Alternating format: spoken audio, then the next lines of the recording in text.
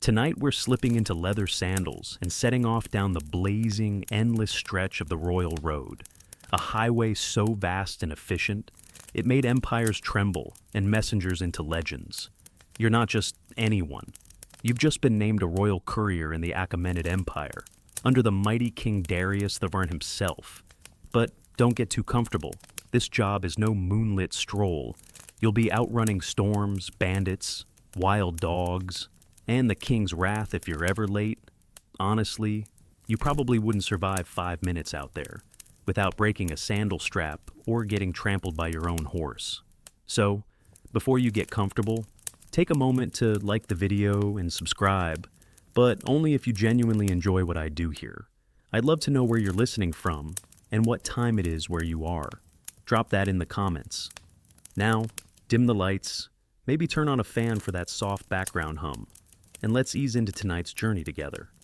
You start at the western edge of the empire, in Sardis. The sun's still just peeking above the horizon, and already the heat feels like a thick cloak over your shoulders. The air smells like dust, linen, and the faint metallic tang of anticipation. You've been waiting for this assignment for weeks, watching other couriers come and go in their gleaming boots and silken sashes, wondering if you'd ever earn your own saddle, your own name on the list of elite riders. And now, your name's carved into a tiny clay tag that will hang on your bag like a badge of honor. The Royal Road stretches out before you, over 600 miles of beaten track, stone-paved sections, and mountain passes that tie together Sardis in the west with Susa, the pulsing political heart of Persia. It's more than a road. It's a living artery, an imperial superhighway designed not for trade, but for information. Messages, orders, whispers from the king, all flowing faster than any enemy could march. You don't ride alone. Not really. Along this route are Chaperconne relay stations positioned about every 15 to 20 miles. At each one, a fresh horse is waiting. Sometimes food, a little rest, but not too much. Couriers are expected to move with terrifying speed, and the motto of the service echoes in your mind like a drumbeat. Neither snow, nor rain, nor heat, nor darkness of night shall stay these couriers from the swift completion of their appointed rounds. That's not just a poetic saying, that's the rule.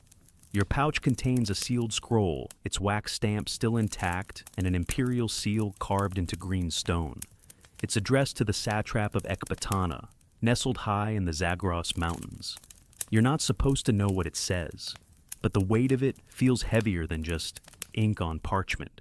You mount your first horse, a gray stallion bred in the king's own stables, trained not just for speed, but for the chaotic, unpredictable world of royal messaging. It's already saddled with silken-lined leather, its mane braided to keep sweat from dripping into its eyes. You tug the reins gently, and the stallion obeys like you're someone important. Which, as of this morning, you are. You're not a soldier, not a diplomat, not a merchant, but you ride faster than any of them, and they make way when you pass. Your uniform is simple but unmistakable. A deep purple sash across your chest marks you as an official courier. The fabric is light, but the color screams status. Only those in service to the king are allowed to wear it. Your leather boots are supple, already rubbed with oil. Your outer robe is dyed with crushed insects imported from India, its deep crimson shade another sign of your new station. As you trot past a cluster of goat herders, one of the older men pulls off his head, covering and bows low. You nod back, suppressing a grin.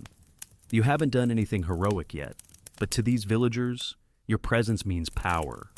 Royal messengers can demand food, water, even shelter.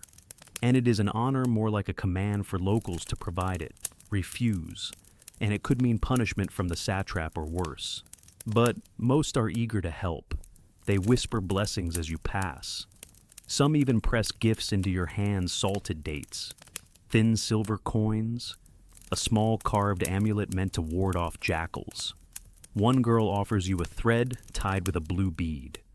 Against the evil eye, she says. You tuck it into your sleeve. Hours pass, and the road turns rocky. Your horse snorts, not fond of the incline. You've reached the first elevation, barely a hill to locals, but to your thighs. It's Mount Ararat. By midday, your robe sticks to your back.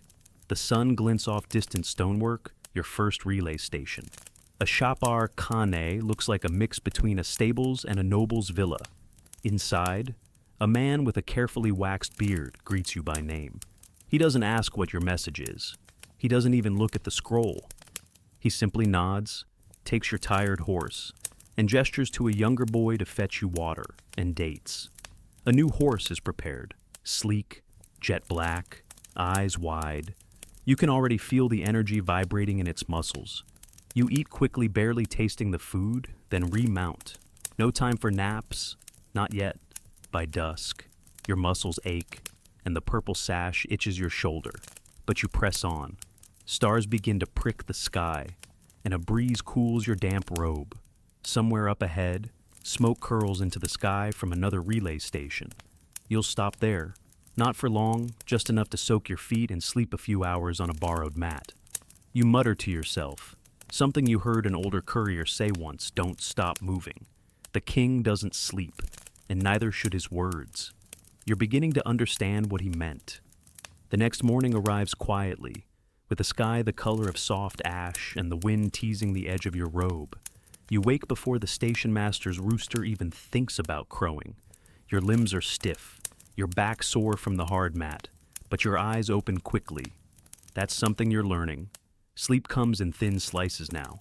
A full night's rest is no longer part of the deal. Outside, your next mount stands ready, its breath misting in the early light. This one is a sturdy bay with intelligent eyes, bred for endurance rather than speed. You nod to the boy who prepped it, then swing your leg over and set off again. The sound of hooves tapping rhythmically against the packed dirt. The wind picks up as you ride east. The royal road feels less like a man-made route now, and more like a living thing coiling through valleys, skimming cliff edges, threading between groves of pistachio trees and tall, dry grasses. Villages appear and vanish like thoughts. Farmers pause mid-swing, their sickles frozen in the air as they watch you pass. A few wave. One man even drops to a knee. You're not used to that yet. The power you carry isn't only in the king's seal or the scroll tucked inside your leather case. It's in what you represent. You're part of a system more precise than most armies. A courier's word carries weight. If you claim a man refused your horse food or shelter, the consequences could be severe, which means people are eager to please you, but also wary. You've become something between messenger and monarch, honored and feared in equal measure. By midday, you find yourself approaching a familiar rest point, a shaded grove beside a creek that smells faintly of mint. You dismount and let the horse drink. You sit with your boots off, toes in the stream, and for a brief moment, you remember what it felt like to be someone with no scrolls, no seals, and no expectations, but only for a moment. Because in the distance, a child's voice calls, "Courier," and you know that time's up. You dry your feet, tighten your sash, and mount again. The next leg of the journey will bring you to Ecbatana, your current destination, and with it, the end of your first official assignment. But before you get there, you pass through a mountain village clinging to the cliffs like a stubborn weed. Here, the people don't bow. They don't smile, either. The old woman selling figs barely looks up. This isn't insolence, it's grief. You hear whispers of a fire last week. Half the village burned. You can still smell the char in the stones. You slow down, you don't stop, but you do something unspoken. From your pack, you pull a small pouch of grain, a gift from the last station, and drop it silently on the fig seller's cart as you pass. She doesn't say anything, but you see her blink rapidly, and that's enough. The climb into the mountains begins in earnest now. The air thins. Your horse struggles, breath loud and wet in its throat. The royal road narrows into a serpentine trail marked with chipped stones and the occasional bleached skull remnants of those who weren't so lucky. A fellow courier once said the king's favor didn't help much if you slipped on loose shale and tumbled 600 feet. Still, you press on. Every bend in the trail brings colder air, and stranger sights goats with spiral horns, shrines made of stacked bones, a single pine tree growing sideways out of a cliff. There's beauty here, but a kind that keeps its distance. untamed, sacred. Then you see it, Ecbatana. It appears not like a city, but a crown layers of concentric walls climbing upward in rainbow hues. From the outermost ring of dusty stone to the golden glint of the inner palace, it gleams in the sunlight like a mirage. You've seen drawings, heard stories. None of them prepared you. At the gate, you show your seal. The guards snap to attention.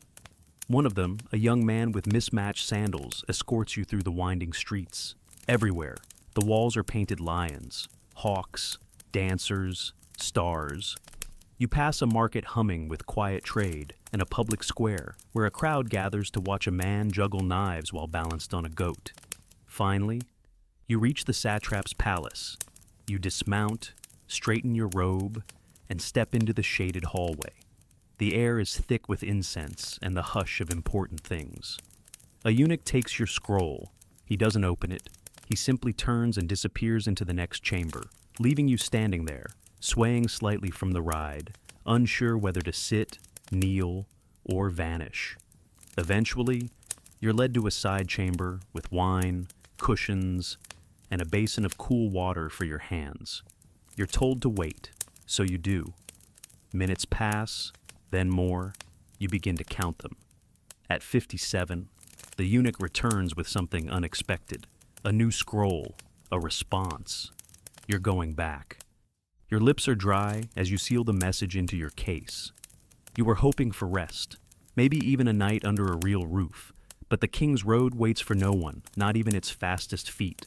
As you step outside, dusk folds over the city like a velvet shawl. The torches flicker. The horses shift restlessly in their stalls. You take one last look at the painted walls and the people moving like shadows, then mount again. The second journey begins the moment the first one ends. And this time, the scroll in your case is heavier than the one before, not in weight, but in silence. You ride through the night.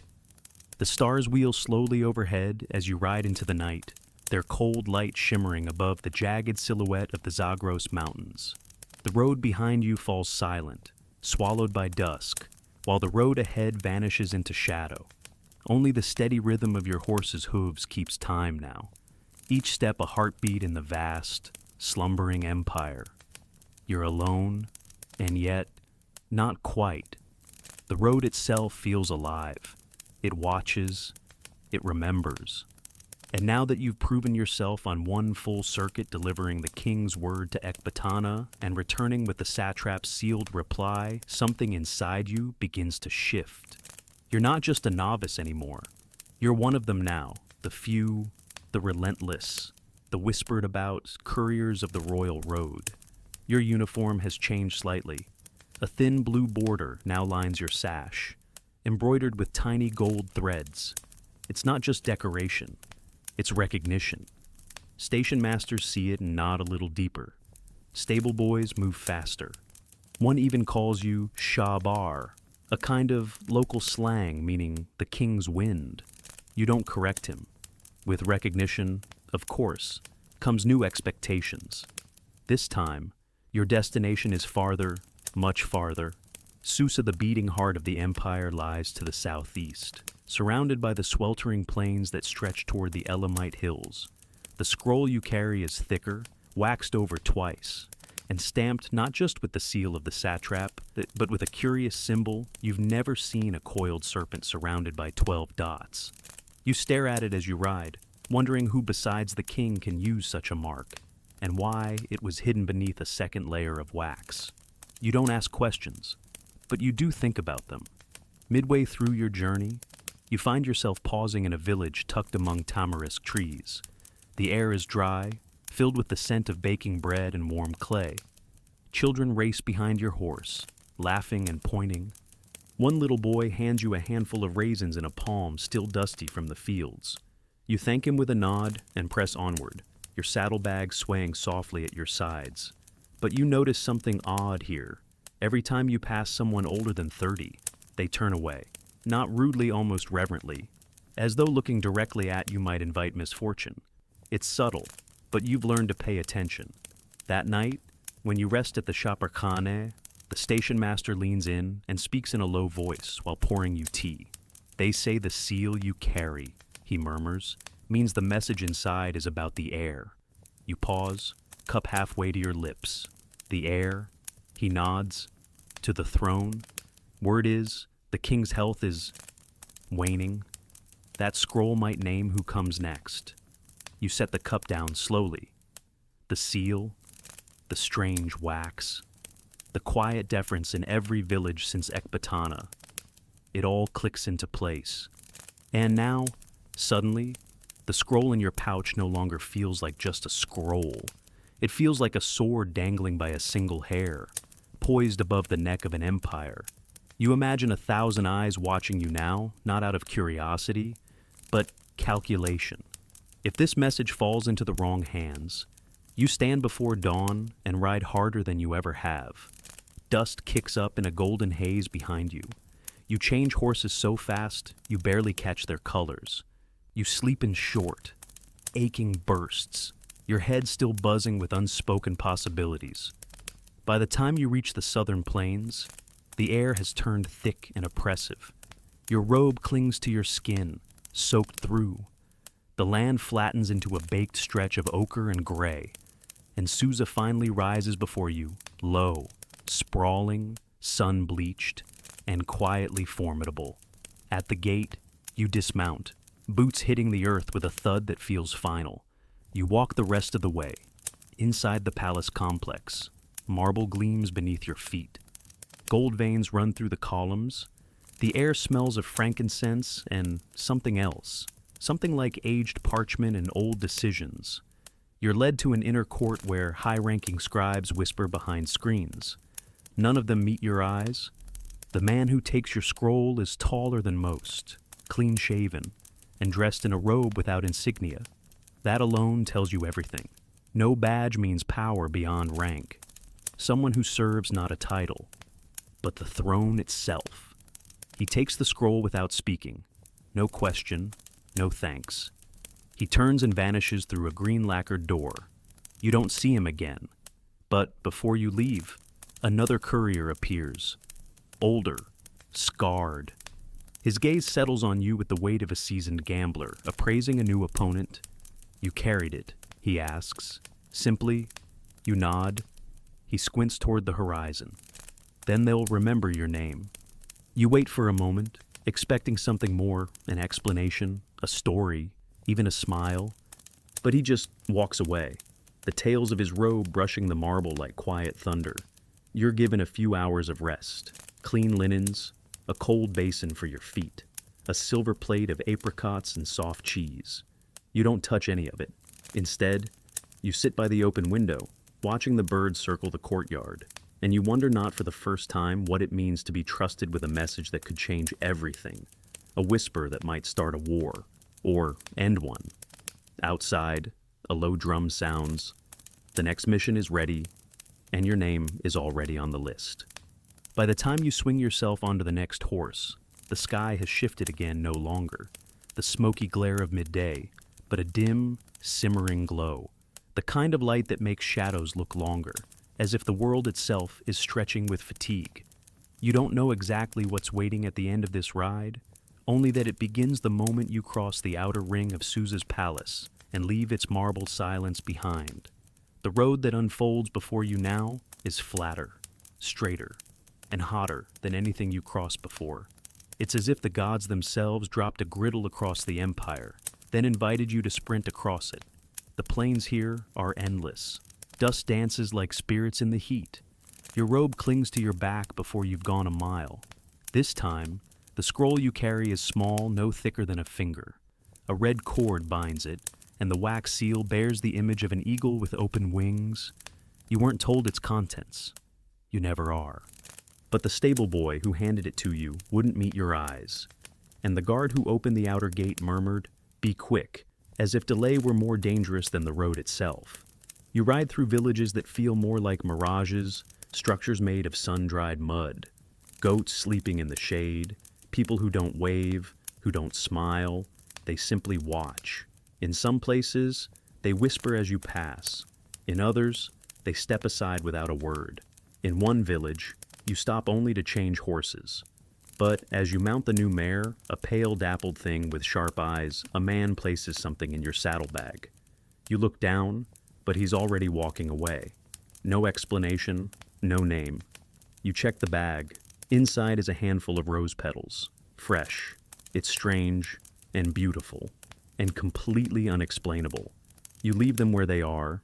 The road narrows again, winding now through thick groves of tamarind trees and tall reed beds. You hear frogs. A heron flaps skyward. You duck instinctively as it passes low overhead, your horse shuddering slightly beneath you. It's only then you realize how quiet the road has become. No other couriers, no caravans, not even ox carts. You're completely alone, moving like a shadow through a landscape that feels half dream, half trap. Then you spotted a relay station, smaller than usual, just one building, flat-roofed, with a single lantern swinging at the doorway. You dismount, knock. A voice calls, enter, inside. The room smells of cedar and boiled lentils. An old man sits cross-legged by the hearth, staring into the flames. His beard is long, his robe unbelted, and he looks more priest than station master. He doesn't rise. "You're late," he says. You glance at the wall-mounted sundial. "You're early. I left Susa only 6 hours ago." You reply. The old man doesn't argue. Instead, he gestures toward the window. "Ride at night. The heat will kill your horse before the next stop." You don't ask how he knows your destination. You simply nod. Outside, the lantern's flame flickers. You eat a handful of salted nuts, refill your water flask, and stretch beneath the awning until the last color bleeds from the sky.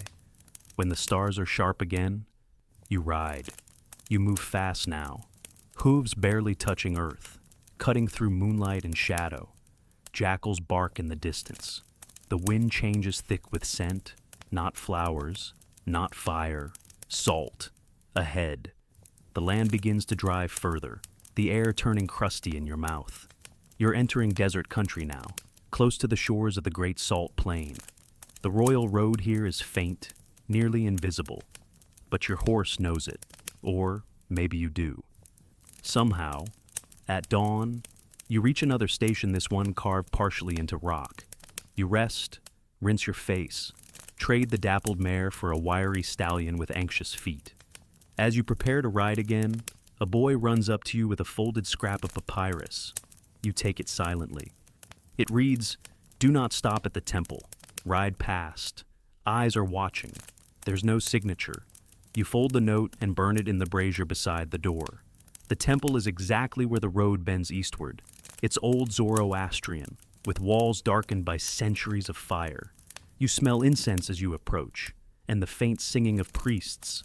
One lifts his hand in welcome. You don't stop. You nod once, politely, and ride on. You don't look back. You ride for hours. And though the scroll in your bag is smaller than any you've carried, its presence presses harder against your spine. Every bump in the road feels like a question. Every bird cry a warning. Finally, just as the sun begins to tilt westward, you reach your stop, a garden complex nestled beside a shallow river, trees bent low with dates and pomegranates. You've arrived not at a city, not at a fort, but at a house, a private estate, hidden. Servants in dark robes take your horse. A woman in a plain headscarf gestures you inside without a word. The man waiting for you is not a satrap, not a priest, not a general. He's something else entirely. He stands barefoot in a shaded room, fingers stained with ink, hair long and loose. He does not rise to greet you, but he studies you, as if weighing something. You hand him the scroll. He breaks the seal, reads in silence, then, softly, he says, "Good." You don't ask what it said. He sets it in the fire. Then he looks at you again.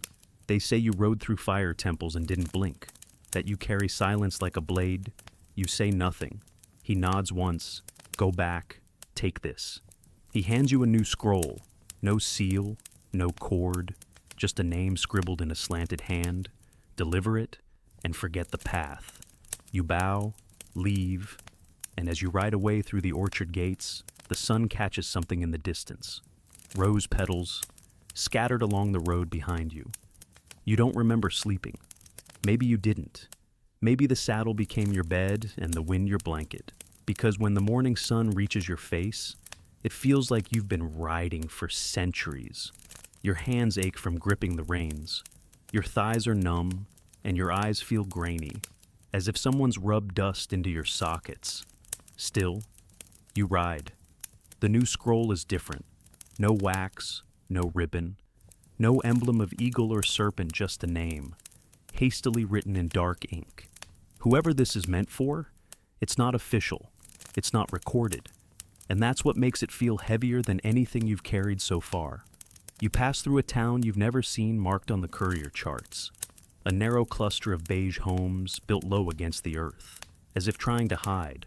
No station here, no relay post, but there is a well, and you stop to let your horse drink. A woman watches you from a doorway. She holds a clay pot but doesn't move, doesn't blink. It's not fear, it's recognition. She knows what you are. Before you mount again, she walks forward and presses a bundle of cloth into your hand.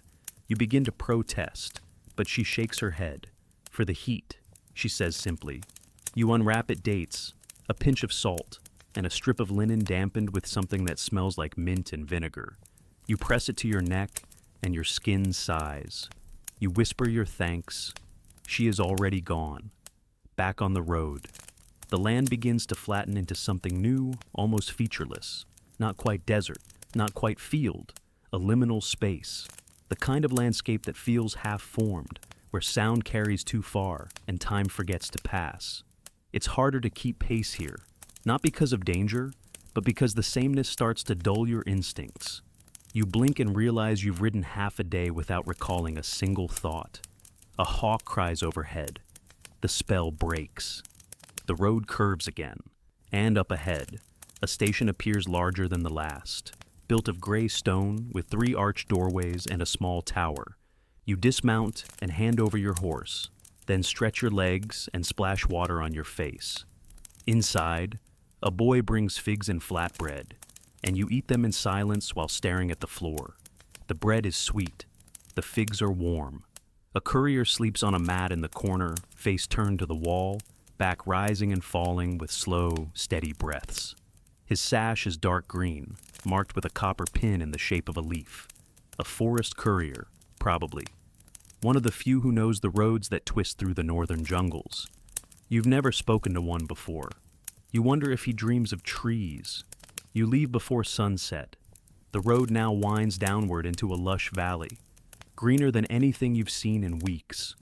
The scent of water clings to the air, and the sound of frogs and insects fills your ears.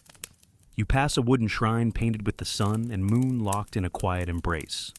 Someone's left fresh bread there, and a jar of honey. You don't stop, but you do slow. Not every message is for a king, and not every courier needs a crown. At the bottom of the valley lies a village surrounded by flowering hedges. There are no guards, no gates, no signs of rank. You're just a traveler here, a dusty man on a tired horse. Still, when you knock on the door marked with the same slanted name as your scroll, it opens before your hand falls away. A woman stands there, middle-aged, worn at the edges, but with eyes so sharp they could slice clean through armor. She says nothing, only holds out her hand. You place the scroll in it. She reads it there in the doorway. Her lips press into a line. When she's done, she tucks it into her sleeve and nods once. "Come in," she says. You hesitate, but something in her voice doesn't allow refusal. Inside, the house is cool and dark. The air smells like herbs and ink. There are no guards, no statues, no sign that this woman is anything but ordinary. And yet, the way she moves, the way she doesn't speak unless necessary, tells you otherwise. "You've ridden far," she says finally. "Too far to turn back today." She leads you to a room with a woven mat and a jug of lemon water. You sit slowly, your knees cracking with the effort. "I'll send word that you've arrived," she adds, "and that you didn't ask questions." You nod. She doesn't smile, but she places a folded blanket beside you. You don't know what's in the scroll. You don't want to. But judging by the silence that follows it, the message wasn't a request. It was an answer. When you wake the next morning, she is gone. But a new horse waits outside, saddled and brushed, with a new pack strapped behind the saddle. There's no scroll this time, only a single copper coin, resting in the stirrup. The coin bears no emperor's face. Just a sunburst and a line of tiny dots. You pocket it and ride. The road rises again, this time into foothills dotted with olive trees and ancient ruins, pillars leaning like drunk philosophers, half-buried statues with lips worn smooth by centuries of wind. You pass a shepherd who offers you cheese from a tin bowl. You pass a group of traveling performers rehearsing lines in a strange dialect. Then, just before dusk, you reach the edge of a ridge and stop. Below, the sea spreads out like melted bronze. You've never seen the ocean before. You dismount and stand there for a long time, letting the wind wrap itself around your shoulders like a shawl. The road will continue. You know that. But for now, you let your horse rest and watch the waves. The sea moves like it's breathing, in, out, silver and blue, and you, standing on the ridge above it, feel for the first time that the empire does not go on forever. There is a boundary here, not a wall, not a gate, but something deeper. A hum in your chest that says, beyond this. The rules change, but there's still a message to deliver, even when the path becomes unclear. You ride down toward the shore, hooves sinking into looser soil with each step. A line of palm trees sways in the breeze, casting rippling shadows across the sand. The air smells strange salt and kelp and something distant, like iron. The sky above is pale lavender now, the color of quiet endings. At the base of the hill, a fishing village waits. No walls, just reed huts, stone ovens, nets drying in the sun. People glance up as you pass, then return to their work. You're not the first courier they've seen, and judging by the worn look in their eyes, you won't be the last. The man you're looking for is sitting on a stool beside a boat turned upside down.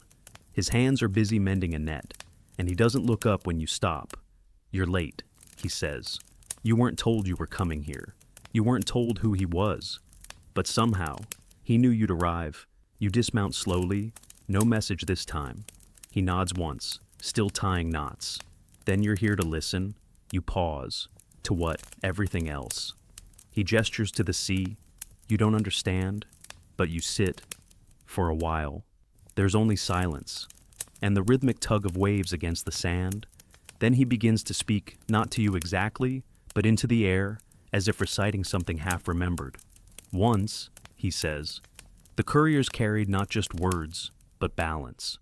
The weight of what could be. You delivered not messages, but outcomes. You remain still. I used to ride too, he adds. Long ago, before the scrolls got thicker, and the horses faster, back when we were still expected to think.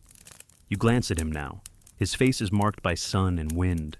His eyes are steady, unreadable, like a coin held between fingers, waiting to flip. Historians still argue, he says, whether the couriers shaped the empire or whether the empire simply used them.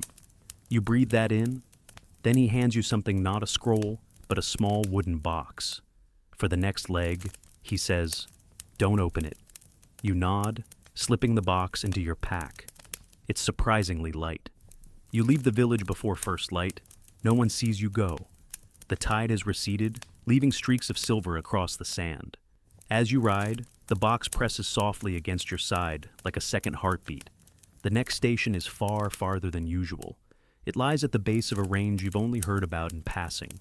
Mountains called the Teeth by locals, where the wind screams through the canyons and the road narrows to the width of a mule's shadow. It's the kind of place where messages go to vanish or change. You pass a man on foot unusual on this route. He carries no tools, no pack, just a scroll case slung across his back and a knife at his belt. He nods once, west winds shifting. You nod back, though you're not sure what that means. It rains that night. A short, sharp downpour that soaks everything in minutes and disappears just as quickly. The lightning flashes like memory, brief and blinding. You take shelter beneath a crumbling outpost wall, one of the old ones, built before the Empire stretched this far. Moss grows in its cracks. Names are carved into its stone. You run your fingers across one Ashan. No date, just a name. You light no fire, eat no food. The box remains unopened. By morning, the path has washed away. Mud clings to your boots. The horse struggles, slipping once on a patch of shale. But you press forward, step by cautious step. Eventually, the road reappears narrow, winding, and marked with faded stone columns etched with suns and serpents. This isn't the royal road anymore. This is something older, forgotten, maybe. You feel it in your bones. Midday brings heat again, this time dry and biting. Your lips crack, your hands feel brittle, but the box remains cool, untouched. You find the next station carved into the side of a cliff. No front door, just an open archway and a carved lintel bearing the word Amarin, a name, a warning, or both. Inside, a woman greets you, older, barefoot, eyes sharp as flint. You're not the usual courier. You bow slightly. No. She gestures to the stone bench. Wait. You sit. Time slows. You trace the veins in the rock with your eyes. The light from outside flickers, casting strange shadows on the floor. It smells of sage and something metallic. After what feels like an hour, she returns. They're ready. You rise, expecting to be handed a message, a scroll, a set of orders. But instead, she says, "Give me the box." You hesitate, just a moment, then hand it over. She opens it without ceremony. Inside is a piece of cloth, folded, embroidered. She doesn't show it to you. Instead, she nods and says, "Good." That was the message. You feel something loosen in your chest. Relief, confusion, maybe both. She offers you water, a piece of honeyed bread, then asks, "Where will you go next?" And for the first time since you joined the courier ranks, you answer honestly, "I don't know." She smiles. Then it's time you started choosing. You ride out that evening with no scroll, no box, and no destination. Just a name in your mind, Ashan, etched in stone, waiting. You say the name Ashan aloud as you ride, as if speaking it might point you in the right direction. The syllables don't belong to any city on your route maps, and none of the old station logs mention it, yet you can't shake the feeling that it's familiar, not from training or from other couriers, but from somewhere older, like a story you heard as a child but didn't understand until now. You ride northeast, following instinct more than compass, hugging the foothills where the air turns cooler and the trees grow closer together. The roads here are narrow and overgrown. Once polished milestones now sit crooked in the moss, half swallowed by time. You pass fewer and fewer people. The last soul you see for a full day is a man leading a donkey with pots strapped to its sides. He nods once, without stopping, and says only one thing as he passes, still looking for it. 2. You don't ask what it is. Somehow, you already know. Ashan isn't on the maps because it isn't a destination. Not in the usual sense. It's not a city, or a station, or a province.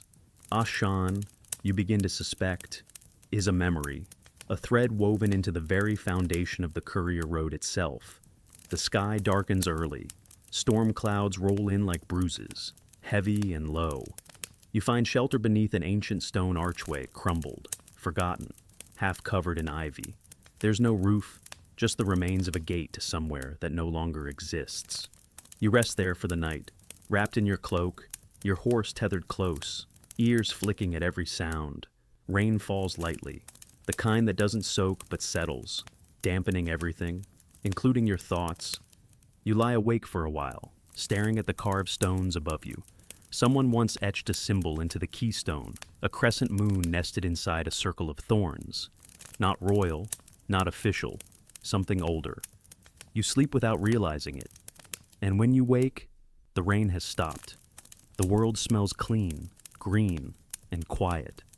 You continue northeast, letting the terrain lead you. The road narrows, rises, then vanishes entirely. But you ride on, Because now your destination isn't a place on a scroll. It's a question echoing louder with every mile. Just before noon, you reach a clearing. The trees give way to grass so tall it brushes your legs as you ride through. And in the center, half covered in vines and nettles, stands a single stone pillar. It's not part of a temple. It's not a mile marker. It's a grave. You dismount and approach. The grass rustles softly. Insects buzz lazily in the air. The inscription on the pillar is worn nearly smooth, but 3 letters remain clear. Ash. You press your fingers to the stone. It's cool, ancient. There are no offerings nearby, no flowers, no coins, just the silence of something long, long gone. But you can feel it. Whoever Ashen was, man, place, legend, they mattered. Enough for someone to carve a marker, enough for the word to echo, even now. Your horse nudges your shoulder gently. The wind stirs the grass. You take a deep breath and turn away, but not without murmuring a promise. To remember, to ask, to carry the name forward. Back on the move, you ride west now, returning to territory that's at least faintly charted. Along the way, you spot signs of older courier roads, paths abandoned, detoured, overgrown with brambles. At one bend in the trail, you find a rusted horseshoe, half buried in the soil, green with age. You don't take it. You leave it where it is, like a breadcrumb for the next rider who decides to go off map. At the next relay station, this one tucked beneath a sloping hill, you're greeted not with nods or curt protocol, but with curiosity. Where have you been? The station keeper asks, squinting. You look like you've been chasing ghosts. You don't answer directly. You simply offer a tired smile and request water for your horse. As you refill your canteen, a young boy approaches. Barefoot, covered in dust. He holds a small wooden plaque in both hands and offers it to you without saying a word. You take it. Carved into the surface is a crude map, handmade, uneven, clearly scratched with a dull knife. It's not one of the Empire's official route charts. It shows rivers that don't appear on your scrolls, villages not labeled, landmarks that feel more like riddles than directions. But there, at the top, just above a sketched crescent moon, is one word, Ashan. You look up. The boy is already gone. You keep the plaque. That evening, a scroll arrives. A formal one, delivered by another courier, this one older, gaunt, with a silver sash that glints in the firelight. He doesn't speak, just hands over the message and nods once before disappearing into the night. You break the seal. Your new assignment: travel east to Bactra. Deliver a sealed message to the satrap. The route is straightforward, dangerous in parts, but well established. 3 relay stations. No detours, but the message carries a postscript in a different hand. One that reads, trust no one near the satrap's court. Observe carefully. Report everything upon return. You reread that line 3 times. You've delivered hundreds of scrolls by now, carried messages for governors, priests, generals, even whispers for the king himself. But this is different. You're not just a courier anymore. You're a witness. You don't sleep much that night. Instead, you sit by the fire, holding the wooden plaque and tracing the lines with your thumb. You wonder if Ashen was once like you, if he rode these same roads, sent into the shadows to listen, to look, to carry more than words.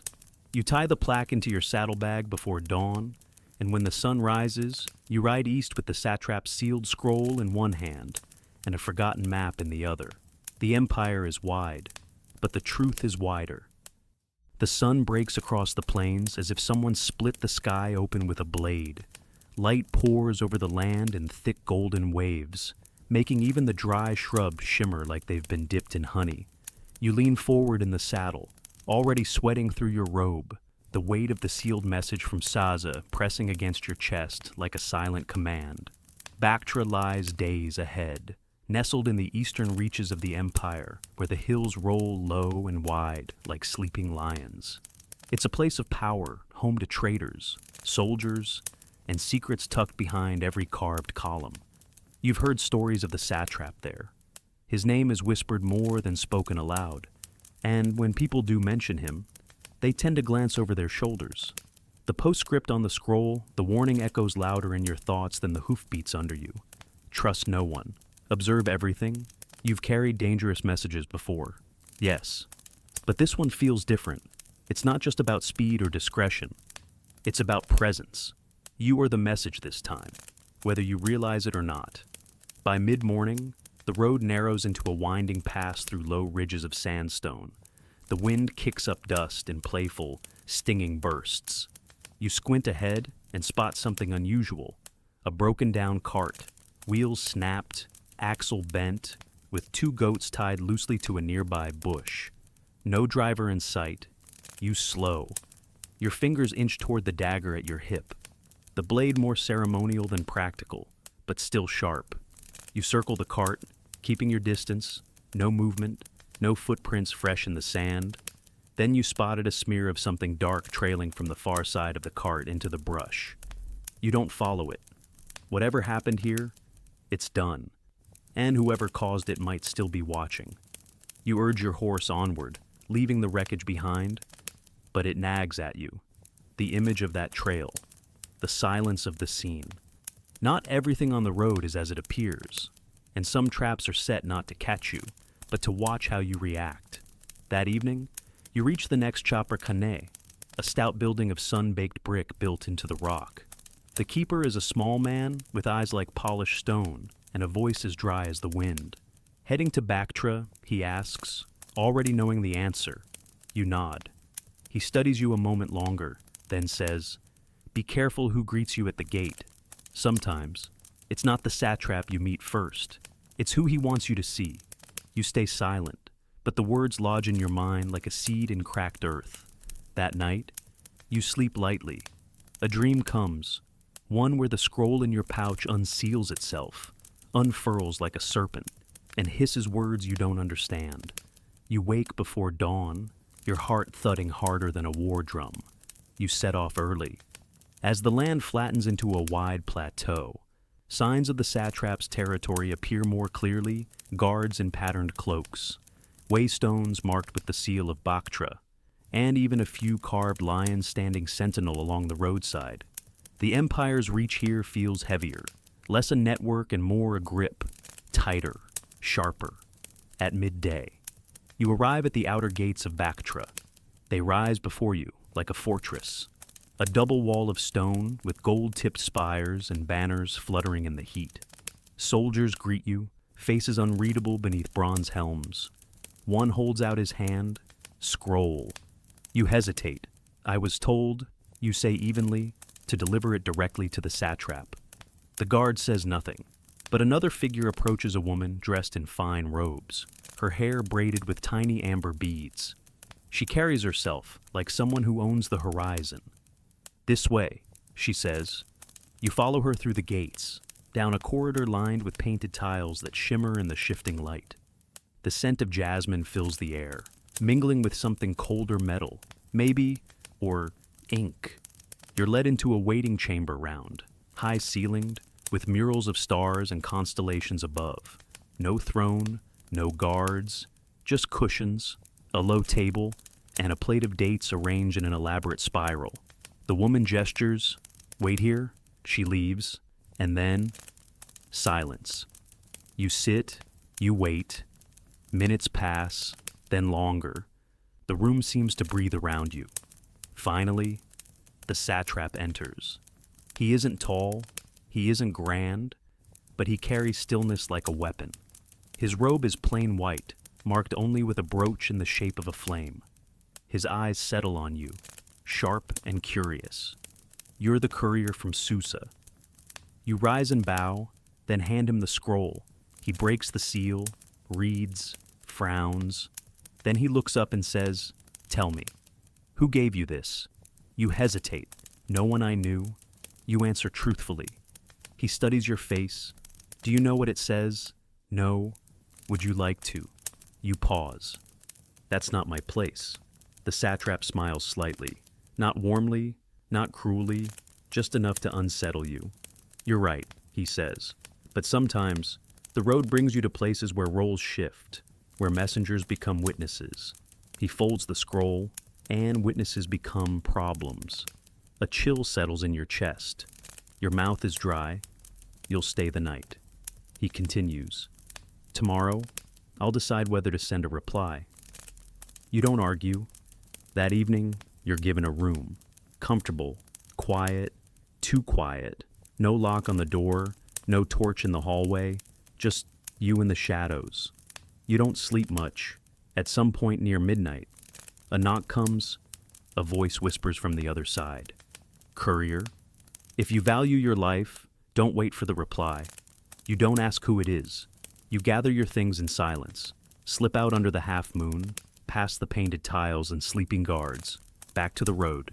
Again, the scroll may be delivered, but the message is far from over. You don't run, but you don't walk either.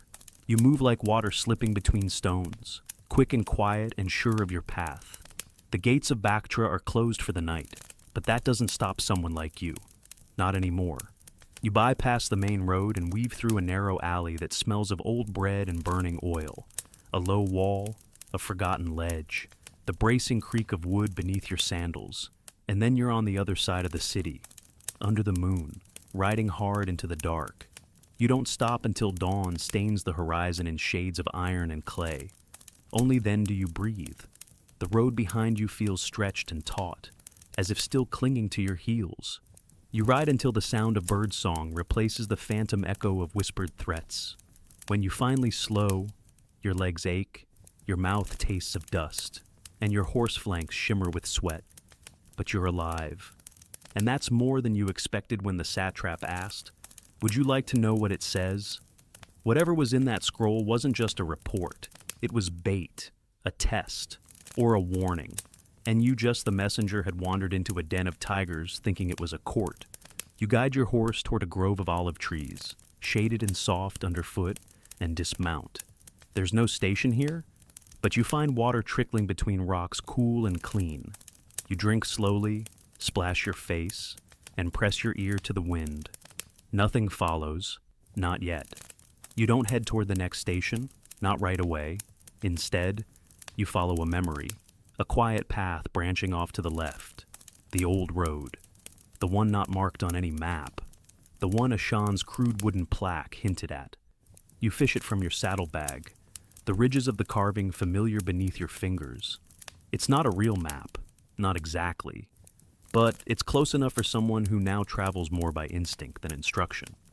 The path is rough, overgrown, barely there, but the signs are unmistakable stones arranged in strange spirals, trees with symbols etched low on their trunks, moss-covered ruins that seem to lean toward you like they're trying to whisper. This is not the King's Road. It's something older.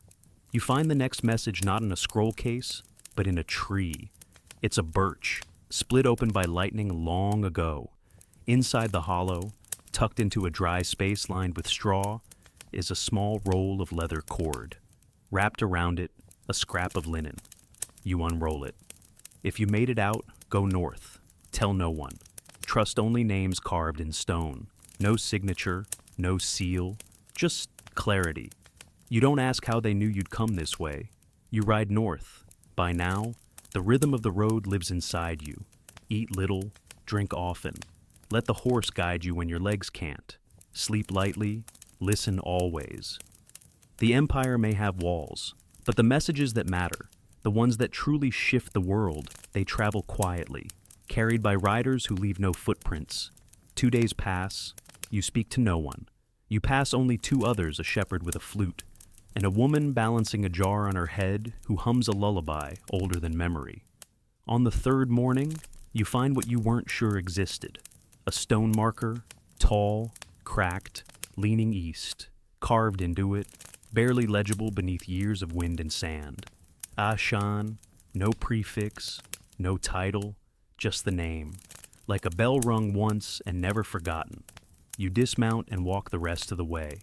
Beyond the marker, the land opens into a shallow valley choked with wild grass and crooked olive trees. In the center stands a circular structure, half buried. Roof collapsed, but unmistakably deliberate. Not a ruin, a resting place. You approach slowly, no guards, no gate, no altar. But there are signs of recent passage scraped earth. ash from a fire, a sliver of cloth snagged on a thorn bush. You kneel by the doorway, what's left of it, and feel along the stone. There, carved in small, careful strokes, a message. We are what we carry. You close your eyes. This isn't a palace. It's not a shrine.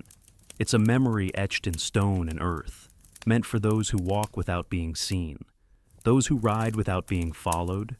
This was Ashen's final station, not a person, perhaps, but a code, a legacy, a reminder. Someone steps from behind the stone. You don't reach for your blade. You simply nod.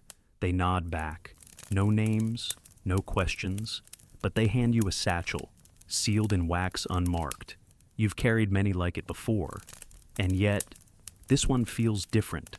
There's no imperial emblem, no hint of who it's for. And still, you take it. You don't ask who it's meant for, because deep down, you already know. You mount again, the wind picks up. The grass parts softly as your horse moves forward. You follow the unmarked road, through trees older than nations, past forgotten stones and sleeping gods. You don't know where this one ends, but that's never stopped you before. Because in the space between roads, between orders, between the silence of what's said and what's carried, that's where you live now, and you ride on. The sky overhead is a vast dome of pale blue, stretched so wide it almost feels like it's leaning in to listen. You ride beneath it in silence, the wax-sealed satchel tucked into your pack like a second spine. It doesn't rattle, doesn't shift. Whatever's inside, it's small and very, very still. You don't open it. You've long since stopped wondering, not because you're not curious, but because you've come to understand some messages aren't words. They're trust. And trust doesn't like to be questioned. The land rises gently now. Rolling hills give way to cliffs, then to open plains dappled with thorn bushes and ancient ruins so worn down they look like melted candles. There are no waymarkers here, no posts, no carved milestones, only a faint trail of hoofprints, barely pressed into the earth. You follow them. The morning passes. Around midday, your horse slows on its own, ears pricking forward. Up ahead, a figure walks the road alone, cloaked, hood drawn low. You rein into a careful stop. The figure doesn't turn, doesn't flinch, just keeps walking. After a moment, you follow. You keep your distance, a dozen paces behind, then 10, then 8. Finally, the figure stops. You stop. 2. They turn. It's a man, young, but his eyes have seen things. His cloak is tattered, and there's a scar across his chin, shaped like a hook. He doesn't speak. He just points to your saddlebag. You nod, dismount, and carefully remove the satchel. He reaches into his robe and pulls out a clay tablet, about the size of your palm. On it, etched in hurried lines, is the same emblem you saw in Susa, the coiled serpent surrounded by 12 dots. You hand over the satchel. He places the clay tablet in your hand in exchange. You expect him to say something. He doesn't. He turns and walks back the way he came, vanishing into the dust as silently as he arrived. You sit back in the saddle and examine the tablet. It's heavy for its size. Old clay, the kind fired in a hearth rather than a kiln. On the back, there's a single word scratched in just one, in Persian script, barely legible. Return. You slide the tablet into your pouch, and something inside you clenches. You were hoping, perhaps, to keep going forward, to trace the ancient paths until they fell away into legend. But this is clear. You're going back west, back through the same roads, now changed. The journey takes you into hills shadowed by cypress trees and the sound of rushing water. You pass an abandoned outpost, its door hanging crooked, the smell of old fire still clinging to the stone. You sleep in its remains one night, curled beside your horse, who keeps one ear twitching even in sleep. In the morning, you find a strange pattern outside the entrance stones, arranged in a spiral, with a single feather in the center, not a warning, a greeting, or a thank you. You don't disturb it. You ride on. By the third day, the wind begins to shift. From the east, it carries a scent of burning wood-controlled fires, likely from villages clearing fields. But it stirs something in you, a memory, uninvited, a different wind, a different fire, and the words the old man at the sea had once told you. We delivered not messages, but outcomes. You wonder what outcome you just handed to the man on the road. You pass through familiar groves and unfamiliar silences. The same roads are not the same twice. Even the dust feels different when you return. One afternoon, just before reaching the western bend of the Sousa Road, you come upon a group of children playing near a dry creek bed. They've built little towers of stacked stones, trying to mimic the royal milestones. When they see you, they scatter, giggling, but one girl lingers. She walks up to you and offers something wrapped in leaves. You open it, a small cake, barely held together, made of figs and honey and flour. For the king's runner, she says, beaming. You smile back, the first time in days. You ride on, the sweetness of the cake lingering on your tongue. By dusk, Sousa rises on the horizon again, low and sprawling, its spires lit gold by the setting sun. You slow your horse. You expected relief, but what you feel instead is stillness, a quiet inside you, like the moment before rain. You check your pouch. The clay tablet is still there. When you reach the outer gate, the guard's face changes the moment he sees the seal on the tablet. He doesn't ask for your name, doesn't check your satchel. He simply says, "You're expected."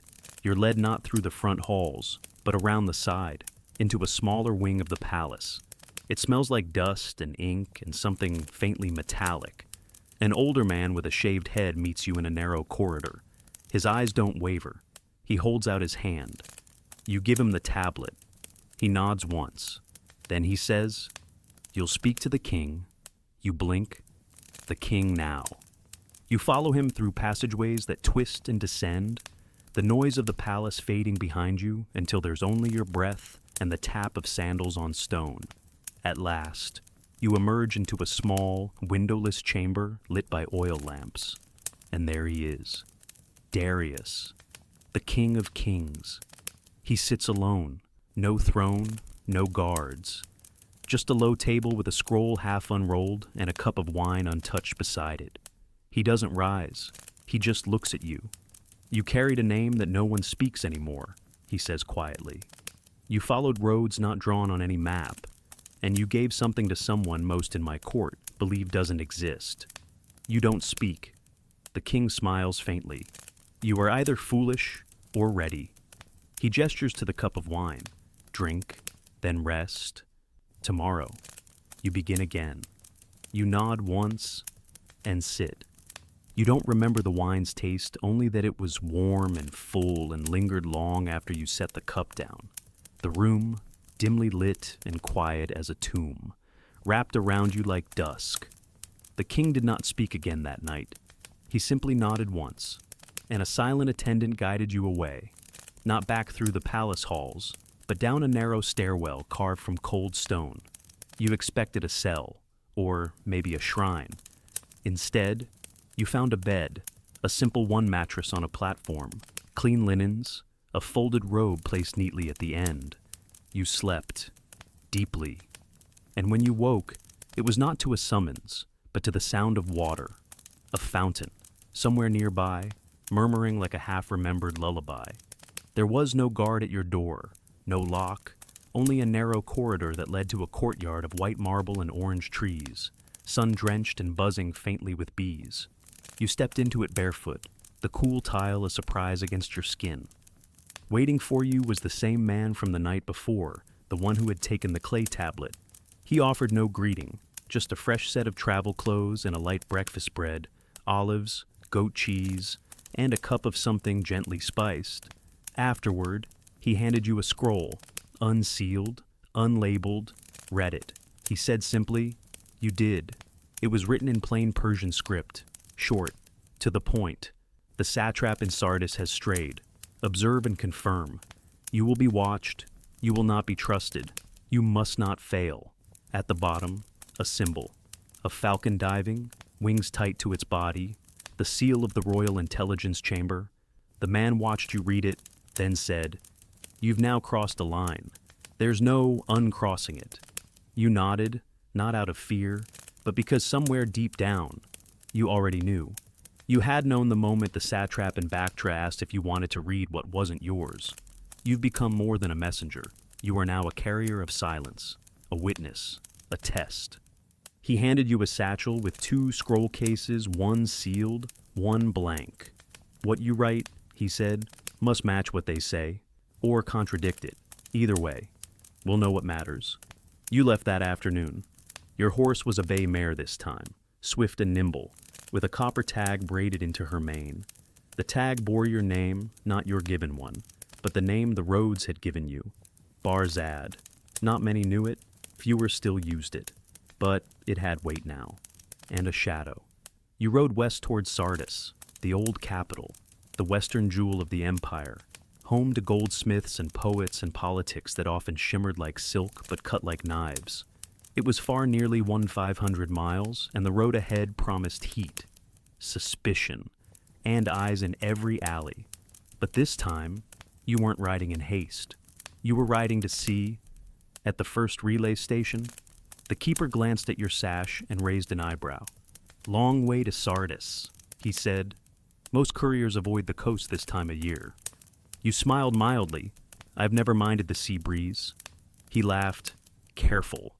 That breeze brings trouble." You slept there only briefly, not in the common room, but in a side chamber, where a candle had already been lit. A folded map waited beside your blanket. No note, just the routes marked in red ink, 2 possible approaches to Sardis. One went through the main merchant roads, crowded and obvious. The other traced a quieter path, older stations, abandoned villas, hidden wells. You chose the second. Along the way, you passed signs of shifting tides, villages where taxes had tripled, temples boarded shut, stations where fewer horses stood in the stables. Some roads had grown dusty from disuse, not because they were unnecessary, but because fewer people dared travel them. At one stop, a former courier recognized you. You didn't know his name, but he knew yours. He said nothing about the satchel, only looked at it once, then said, "So it's your turn now." You asked what he meant. He shook his head. "They test us in layers. The first time, they watch if you break. The second time, they watch if you bend others." You asked about the third time. He didn't answer, just handed you a bag of dates and walked away. On the 6th day, you entered a city that smelled of salt and stone. You'd reached the edge of the western provinces, where Sardis stood proud but restless, its towers gleaming in the light, its markets loud, its rumors louder. You arrived with dust on your cloak and the posture of someone ordinary, which is exactly what they expected. At the city gates, you gave your name to the guards, not Barzad, your old name, the one written in fading ink on your earliest courier token. The man checked his list, grunted, and waved you through. Inside, Sardis was all color and motion, silk flapping in stalls, gold glinting in the corners of merchants' smiles. Laughter and lies traded in equal measure. You passed masked dancers performing in a courtyard, a man preaching under a fig tree, a child carrying a scroll longer than his body.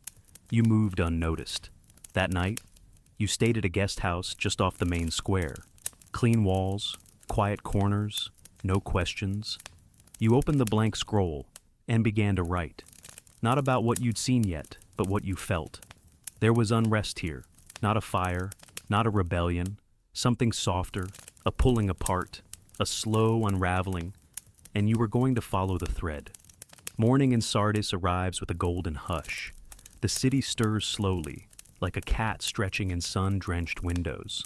From your corner room, you hear the calls of water vendors echo off tiled roofs, and the distant clatter of mule carts beginning their daily loops through the narrow lanes. You sit cross-legged on a mat, eyes half closed, mind sharpening like a blade left soaking in oil. You're not just watching now, you're weaving, because observation, here, is not passive, it's a craft. The satrap of Sardis is known for generosity, grand feasts, open temples, a palace where the public is invited to present grievances on certain days. But there's something else beneath it all, something that doesn't show up in records or reports. You're here to find it. You leave the guest house with your sash hidden under a merchant's cloak. Your satchel is empty except for the blank scroll in the second, sealed one. You don't look like a courier anymore. You look like someone the guards would nod at, then forget. And that's exactly what you want. The first days pass slowly. You drift through the markets, sit in public gardens, observe the flow of coins, conversations, glances. There's a rhythm to Sardis, but it's off somehow, like a lute string pulled too tight. You see it in the eyes of the money changers, in the silence of the temple bells that should be ringing. Historians still argue whether Sardis was the most loyal jewel of the empire or its most polished threat. The city had rebelled once, long ago, and it had been rebuilt not with stone alone, but with performance, with illusion. You're starting to see the cracks in that illusion. On your third day, you find yourself seated outside a small wine shop beneath a fig tree. A group of scribes nearby argue over a shipment of papyrus that's gone missing. One claims it was delayed by storms. Another says it never existed at all. But it's not their words that catch your attention. It's the man who listens. He's older, wearing a robe dyed with faded saffron, clean hands. He says nothing, but he watches them the way you've been trained to watch carefully, without blinking. When he notices you looking, he raises his cup slightly, not in greeting, but acknowledgement. The next day, you see him again, this time at the public hearing in the outer courtyard of the palace. The satrap sits on a low platform, flanked by two advisors, listening to villagers speak of taxes, broken roads, and a missing grain shipment that no one can explain. The saffron-robed man is in the back, arms folded, still watching. You report none of this in your scroll. Not yet. Instead, you begin to build a pattern. You visit the same spice seller each morning and ask the same question: has the price changed? It has, not by much, but it shifts daily too erratic to be trade-related. You start marking coin exchanges in the Eastern Bazaar and notice something stranger. Silver coins are moving faster than gold, not in quantity, but urgency, like people want to get rid of them. On the fifth day, you hear a name whispered for the first time: Lihaz. Not a noble, not a soldier, not in the official records, but in the alleys and tea houses, that name carries weight. A merchant, a lender. No one says for sure. You track the pattern of traders leaving the city. Sardis is a hub, people come and go. But you count more than 20 departures in 2 days, all westbound, all minor traders, all with connections to one estate, a warehouse just outside the city wall. Registered to a minor house once loyal to the previous satrap. You ride out that evening. The warehouse is not abandoned, but it looks like it wants to be. Ivy climbs one side. The paint on the door is peeling. A single torch burns low at the entrance. You don't knock, you walk straight in. Inside, a scribe sits at a desk, writing. 2 guards lean against a wall. There are no crates, no goods, just scrolls stacked high, unmarked. The scribe looks up, startled, then pauses. He doesn't ask who you are. Too early, he says quietly. For what you reply, he smiles, but not kindly. Nothing, he says. Wrong day. You leave without confrontation, but not before you notice the seal on one scroll, a hawk, diving. The same seal that marked your instruction from Susa. The warehouse is not a business. It's a signal post. You return to the city and write that night. The scroll fills quickly.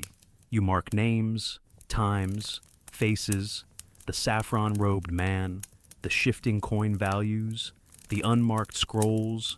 You don't accuse, you don't assume. You report, but you also hesitate, because something about this mission feels too clean, as if your discovery was expected, as if someone wanted this information to surface. The next day, you return to the fig tree by the wine shop. The man in saffron is already there. He waves you over.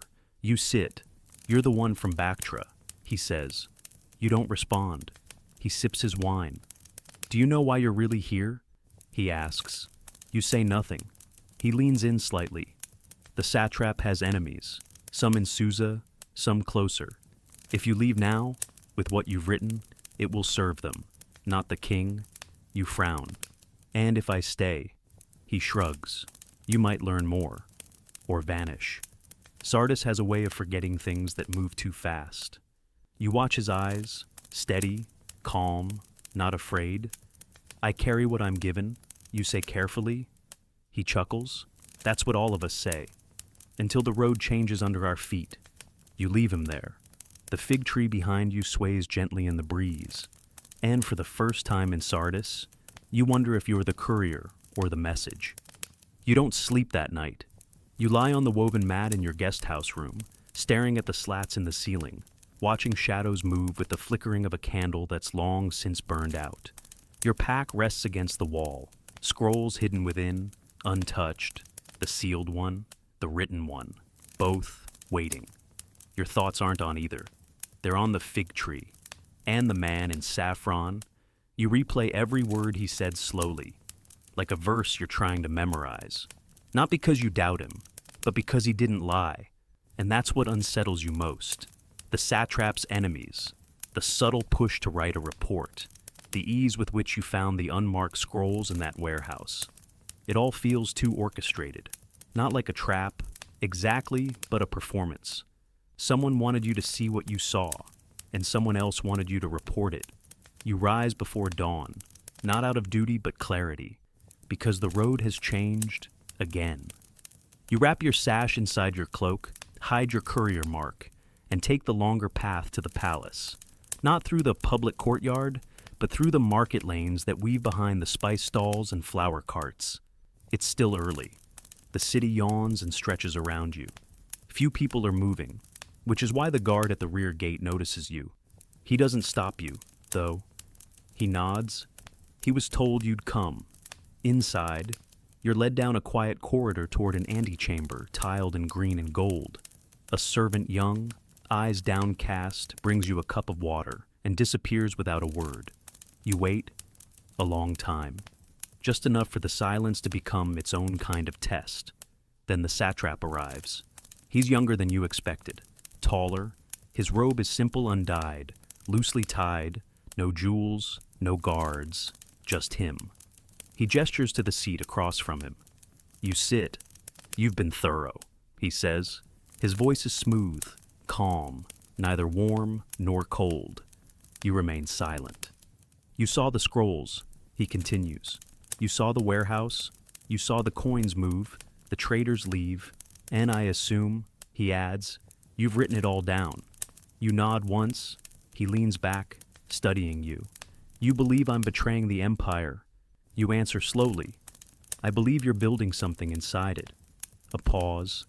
Then, a smile. Not proud, not cruel. Just a crease of understanding. I am, he says, because it's failing. He stands, walks to the far wall, and lifts a tapestry to reveal a narrow window. Beyond it, the city stretches wide rooftops glinting, people stirring, smoke rising from ovens. The roads are cracking, he says quietly. Taxes rise, not to fund the empire, but to patch holes in palaces. Priests argue in marble halls, while couriers ride half-blind into ambushes. Do you know how many riders we've lost in the last year? You don't. 17, he answers for you. Not to rebels, not to storms, to silence, orders that contradict, routes that lead nowhere, roads that no longer belong to the king. He turns.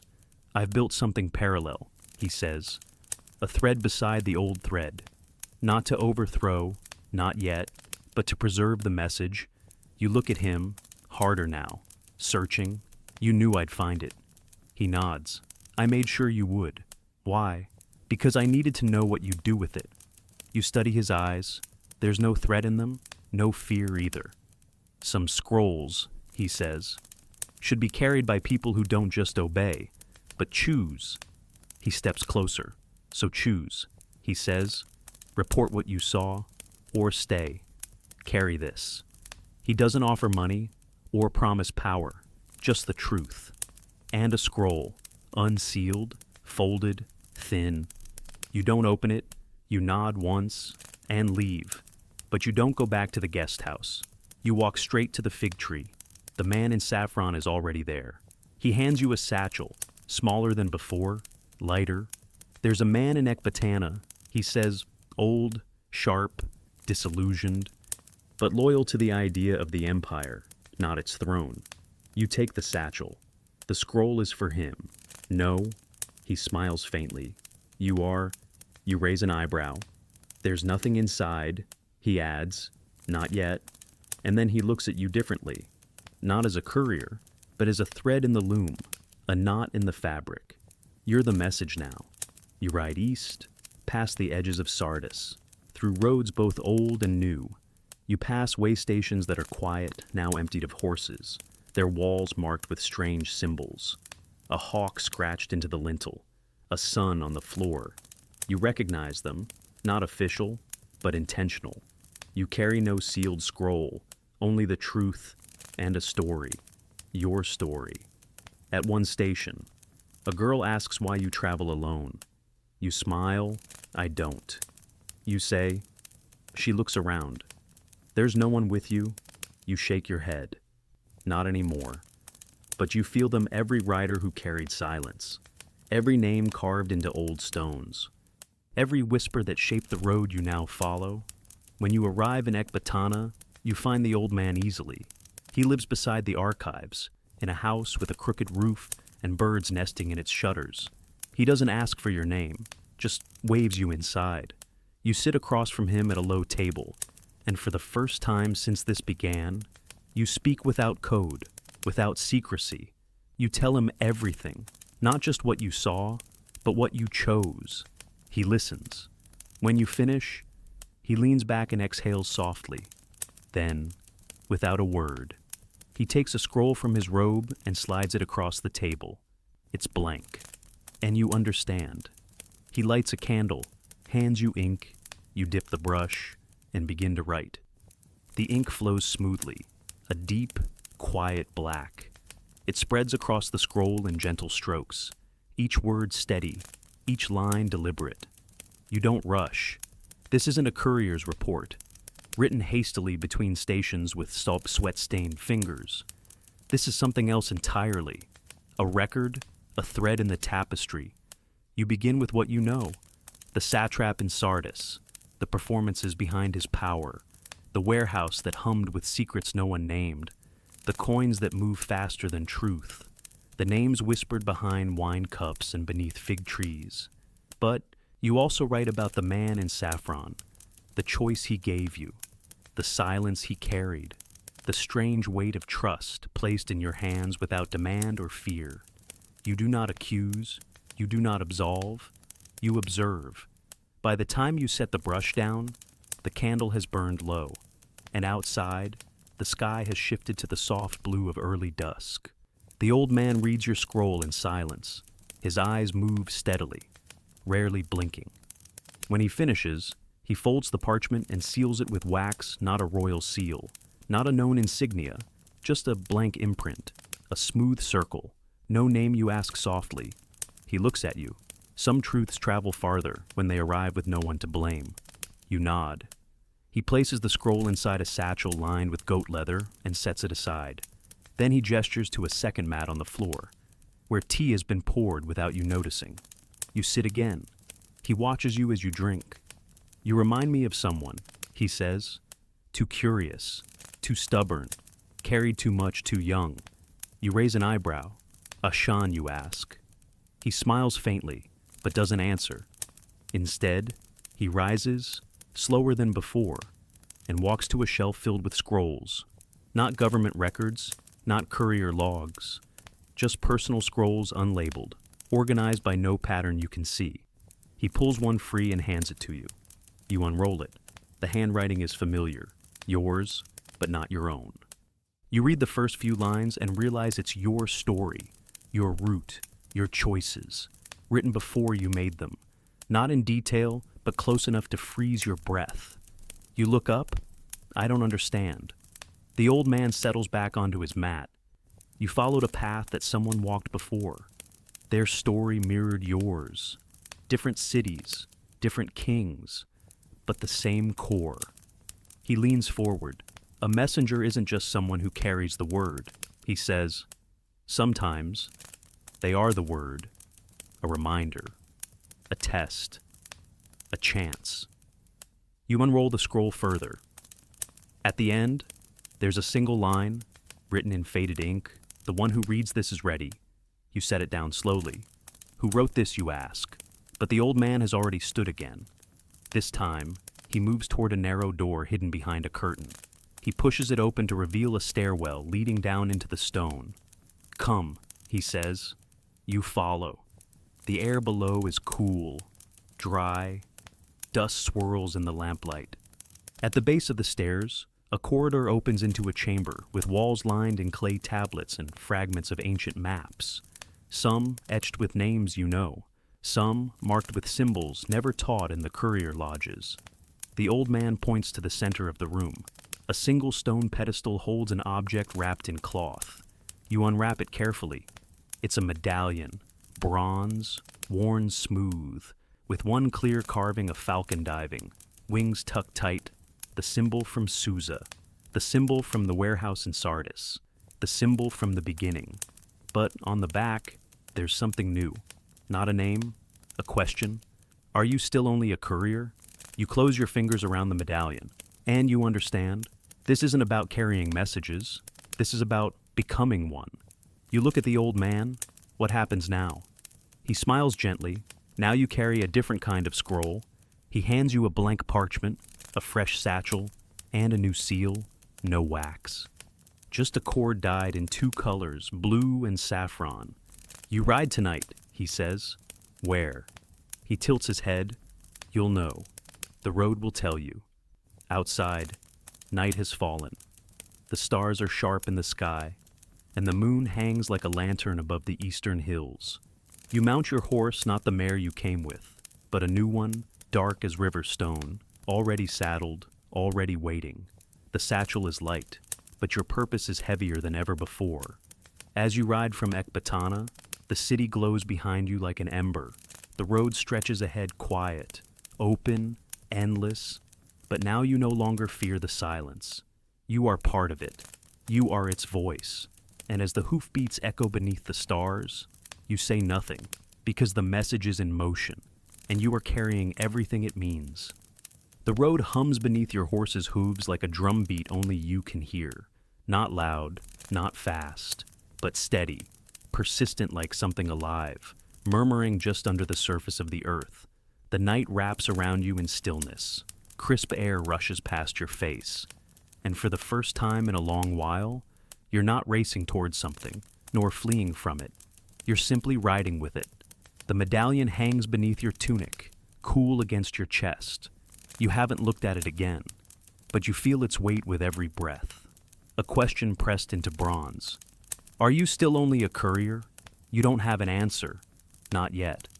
The satchel bounces softly at your side, corded in blue and saffron, the colors of opposite roads crossing in a single thread. You haven't opened the scroll. You don't even know if there is one inside. You were told the road would tell you where to go, so you listen. By morning, you reach a crossroads, one of the few old enough that the signs are carved in stone rather than painted wood. 3 directions west toward Sardis, north toward Rage, east toward the Zagros passes. You dismount and sit on a flat rock beside the milestone. You sip water, chew a bit of dried apricot, and watch the sky change. Clouds gather slowly to the north. The wind carries the scent of pine and something faintly metallic iron, perhaps, or the aftertaste of thunder. A rider passes in the distance, traveling east. He does not see you, but his posture tight shoulders, satchel bound close to his hip, tells you he's one of yours. A fellow courier, still on the older routes. You wonder what he's carrying, and who he still thinks he's carrying it for. The scroll remains unopened. You mount again, letting your horse choose the direction. She takes the northern road. You smile, not because it makes sense, but because it feels right. You pass through hills that rise like slow waves. The trees are thicker here, cypress and pine, their roots twisted like sleeping hands. Birds call in sharp bursts overhead. You see no towns, only the ruins of watchtowers, broken walls covered in ivy. And once in a while, an old relay post, long abandoned, its roof collapsed, its hearth cold. At one of these stations, you find a mark on the door, a circle within a circle, carved deep. Inside, the walls are covered in soot and charcoal, but someone has left a small basket in the corner, bread wrapped in cloth, a flask of clear water, and a piece of folded parchment. You unfold it. 3 words. Keep your silence. No signature, no instruction, but you feel its message all the same. You eat, drink, rest a while beneath the beams that creak when the wind shifts. You leave the bread's last piece behind, tucked back into the cloth, a kind of thank you, then onward. As you ride, the forest closes around you. The road becomes less road and more memory, faint indentations in the earth. Familiar only to those who've ridden them often enough to dream them. You lose track of days. Or maybe they lose track of you.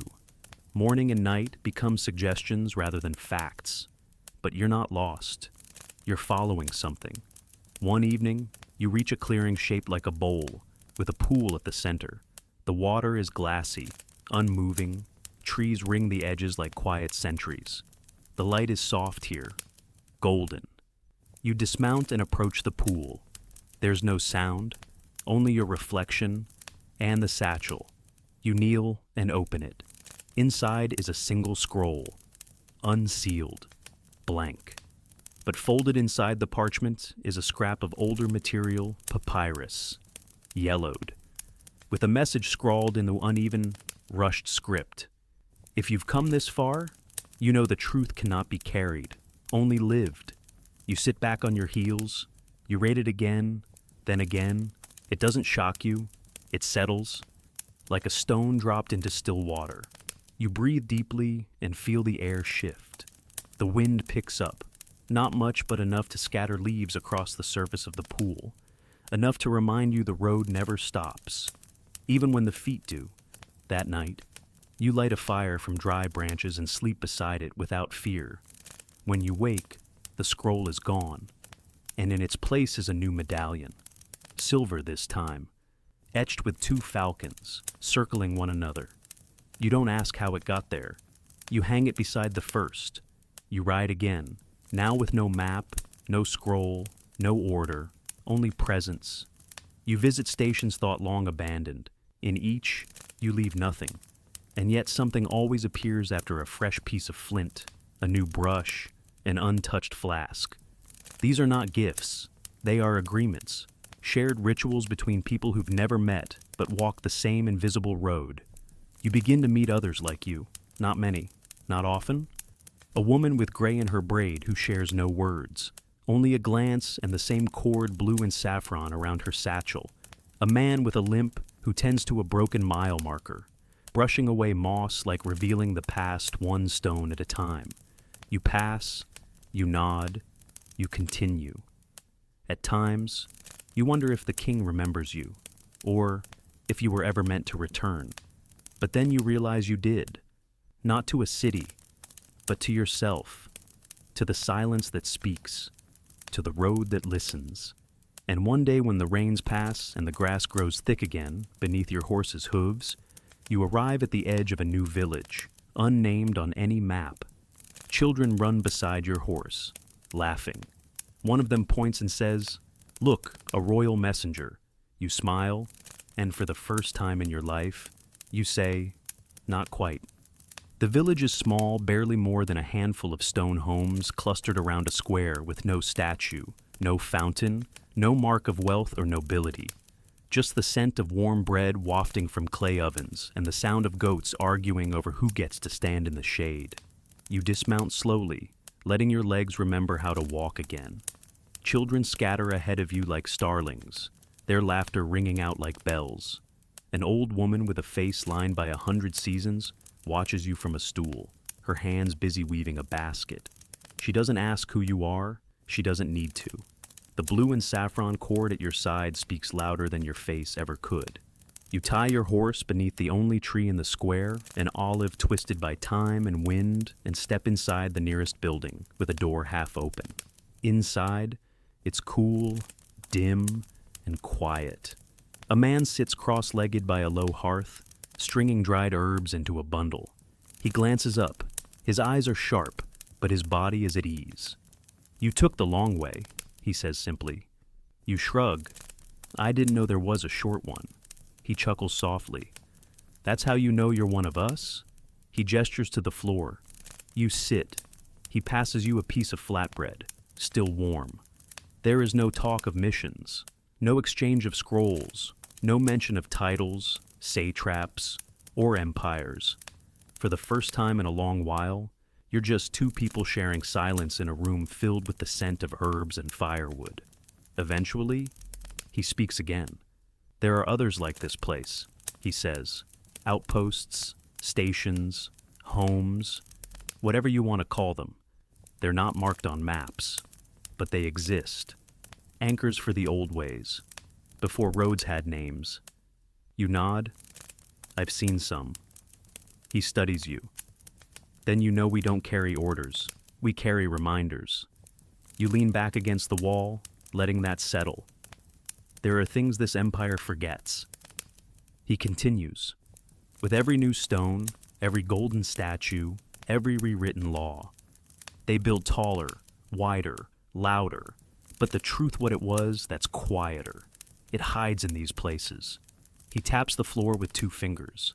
You think of the broken mile markers you passed, the abandoned courier posts, the medallions, the scrolls that vanished after being read, the one you wrote that was never meant for a king. "Who built all this?" you ask quietly. He smiles. "We did. Before we knew we were doing it." You stay the night, not because you're tired, but because rest, here, feels sacred. You eat stew thick with barley and fennel. You listen to stories told not as legends, but as memories passed hand to hand. You help repair a shutter, mend a sandal strap, sit by the fire while someone plays a reed flute with more breath and melody. In the morning, the man gives you a parcel, wrapped in old linen, tied with a knot that only a courier would recognize. You ask no questions. He only says, "It goes north." You nod. You leave. The road north is narrow, but firm. You pass shepherds, merchants, a pair of traveling performers who tell riddles in exchange for figs. None of them ask your name. Some glance at the cord on your satchel and nod. Others say nothing but step aside, like the road itself makes room for what you carry. By midday, you reach a fork in the road. One path climbs toward a mountain pass veiled in mist. The other cuts through a grove of apricot trees. You don't pause to consider. You take the mountain path. The wind is colder up here. Your horse climbs carefully, hooves clinking softly against loose stone. The sky narrows as the cliffs close in. You pass a set of carved steps leading up into the rocks, almost hidden behind ivy. You dismount, follow them. At the top is a platform, flat, circular, open to the sky, and on it sits a woman. She wears a gray cloak. Her back is to you. You say nothing, but she speaks. You brought it. You step forward and offer the parcel. She unwraps it carefully. Inside is a scroll not imperial, not formal, just a few lines, inked in a precise hand.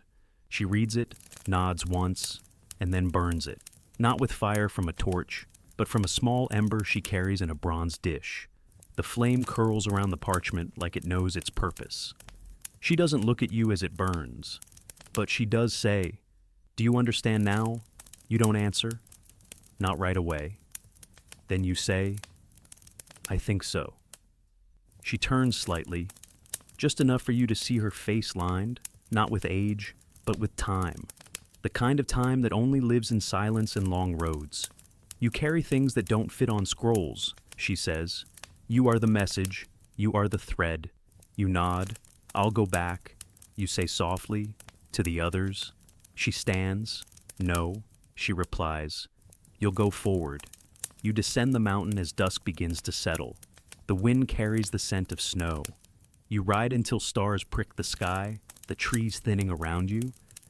And just as the road curves west again, you see it. A relay station, not a ruin, not abandoned, lit, alive. You approach slowly, and there, standing by the door, is a boy no older than 16. He holds out a satchel. It's simple, worn, but it bears a new cord, red and blue. He offers it to you without a word. You take it, and as you ride away, you know the road has no end, only messages, and the people willing to carry them. The satchel rides light against your hip, barely shifting with each step of the horse beneath you. Yet the moment your fingers brush that red and blue cord, something in your chest stirred, not surprise, not even expectation, just recognition. Another thread in the loom, another chapter in a message you still don't fully understand but no longer need to. You travel through open highlands now, where the air is thinner and the winds come without warning. The sky stretches so wide it seems to press down on the earth, folding the horizon into something intimate. You pass stone cairns set along the ridges, some freshly stacked, others worn and tumbled, waymarks for those who read silence better than ink. The satchel contains no scroll, not at first, just a small pouch of ink, a brush, and a square of folded linen that smells faintly of cardamom and smoke. You understand. This time, you are not delivering someone else's words. You are meant to write your own, but not yet. Not until you've seen. By the second day, you pass through a small settlement built beside a mineral spring. The air smells like sulfur and iron, and white steam lifts from the earth in quiet pillars. An old woman tending a row of clay jars nods as you pass. She doesn't call out, doesn't question, but as you water your horse at the spring, she walks over and places a single dried fig in your hand. "For the road," she says. That night, you make camp beneath a leaning cedar, its branches bent like the arms of an old friend waving you onward. The stars are sharp overhead, and the wind hums in the grass. You write your first word on the blank scroll, listening. You don't write more. The rest will come. In the morning, a storm waits on the horizon, heavy and purple, dragging the sky behind it like a curtain. You ride into it anyway, pulling your cloak tighter, bracing against the sting of rain. The roads vanish beneath mud and water, and your horse slows to a crawl. It's near midday when you spot the tower, stone, square, unlit, half swallowed by the hillside and surrounded by wind-flattened grasses. You approach cautiously, leading your horse. At first, you think it's empty. Then you see the smoke, faint, whispering from the roof. You knock once. A voice replies. Step lightly. Inside. The tower smells of cedar ash and lamp oil. A man kneels by a fire pit, feeding thin strips of bark into the flames. He looks up briefly, then returns to his task. He doesn't ask your name. He doesn't need to. "There's room in the loft," he says, "and tea." You ascend a narrow ladder to a wooden platform just beneath the roof. There's a mat, a blanket, and a small window that peers out into the gray hills below. You remove your satchel, your cloak, and sit cross-legged as steam rises from a cup already waiting. You sip. It tastes like ginger and smoke, and something bitter you can't quite name. Later, the man joins you. He places a clay tablet between you, not to read, to touch. Carved into its surface are two falcons circling one another, same as the medallion you now wear. Beneath them, a sun flanked by 3 dots. You place your hand over the symbol and wait. The man does the same. Nothing changes, but something is acknowledged. "You're writing your scroll now," he says, voice barely above the wind pressing at the shutters. You nod. "How did you know you're not carrying anything else?" He pours more tea. "Do you know where you're going?" he asks. "No." He smiles. "That's how you know you're close." That night, you write again. They will forget the road before they forget the sound it made beneath their feet. You don't know where the line came from. It arrived, fully formed, as if carried by someone else. You write 2 more words beside it. Remember together. In the morning, the man is gone. Only the clay tablet remains. You take it with you. Days pass. Villages blur by. Some welcome you with food and stories. Others ignore you entirely. One offers you a place by the fire without ever asking what you're doing. You begin to notice small things, painted marks on door frames, braided cords hanging from rafters, ink stains on hands too clean for farming. The network is wider than you imagined, quieter than rumor, softer than law, but it's real. In one hamlet, a boy no older than 10 runs up to you and places a bundle of herbs in your hand. "From my mother," he says. "She said you'd understand." You do. They're for ink. That night, you finish the scroll. You don't roll it, you don't seal it. You fold it once, press it flat, and place it beneath your saddle, not to hide it, but to carry it close. When you finally reach the riverlands, the world has turned golden again. Wheat waves in wide fields, and herons fly low above the reeds. The sky is open, gentle, and in the distance, you see the tower, not the stone one, but one made of wood, curved like a reed basket, standing watch beside the bend in the river. At its base, 3 people wait. You don't know their names, but they wear cords of different colors. They don't ask what you carry. They only gesture you forward. You dismount. Place the scroll into the hollow between stones where hundreds have rested before. The woman steps forward. You'll stay. You shake your head. I ride tomorrow. Where to? You smile. Where they still forget. She nods. Hands you a new satchel. No scroll inside. Only a single word. Written on a strip of fabric. Begin. You sleep near the river that night, wrapped in the sound of reeds swaying and water whispering its slow, endless song. The fire beside you has burned down to soft embers, glowing faintly in the dark like old truths. The satchel rests beneath your head, and though it carries nothing now, it feels heavier than ever, weighted with what you've seen, where you've been, and what you chose to become. Above you, the stars spread wide and quiet. You trace familiar constellations, names passed down by riders long before your time. Some of them are still whispered at outposts, scratched onto stone, hidden in the margins of scrolls that never make it to the court. They are not myths, they are memories. In the distance, a nightbird calls. You let your eyes close. The wind picks up and brushes past your cheek like a hand. And in that soft, final moment before sleep, you feel it more than silence, more than purpose. It's presence. The realization that the road was never just stone and dust. It was a conversation, a question, passed forward, and you were part of the answer. You will ride again. That much you know. Maybe tomorrow, maybe the day after. Another satchel, another scroll, another name on another thread in the tapestry. But tonight, you are still. And that stillness is not empty. It's sacred. The message is still moving, somewhere, quietly, through someone else. And for now, that's enough. The stars breathe above you, the earth hums below, and the road waits. It always waits. But it also remembers who walked it with care. End of script. Sweet dreams.